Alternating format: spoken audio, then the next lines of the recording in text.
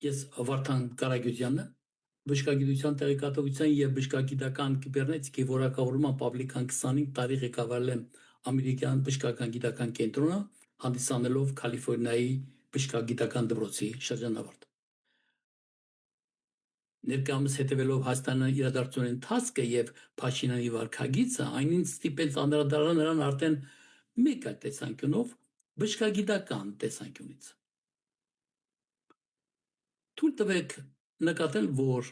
նրա պահելաձևը ենթադրում է պսիխոպաթ անձնավորության վարքագիծ, որի դեպքում ենթադրյալ հիվանդները սկզբում կարող են լինել անհամեմատ հանգիստ, սակայն հետո կարող են վերածվել անզուսպ եւ ոչ համարժեք վարքագծով անձնավորության։ Նկատել լինում նաեւ խոսքի,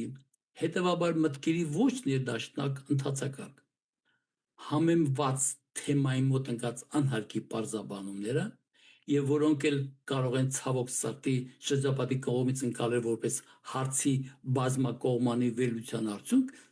ստիպում են ստեղծել այնպիսի պատրանք, ինչպիսին մենք հիմա ունենք։ Իսկ իրականում հոգեպես անհավասարակշռված անձինք հաճախ ընկնում են մտային կամ գլխուղեղի ասում են երկրորդ ազդանշանի համակարգի մեջ, որի դեպքում իրական կյանքը եւ զգացումը նեղանում է եւ ամբողջ ուշադրություն սևեռում է մտքերը սանձելուն եւ պատասխանները համոզիչ դարձնելուն ներկանում են որպես ամնիչից տեղյակ վերլուծաբանի։ Միևնույն ժամանակ լարված իրավիճակում տարբեր տրամաբանական դաշտերում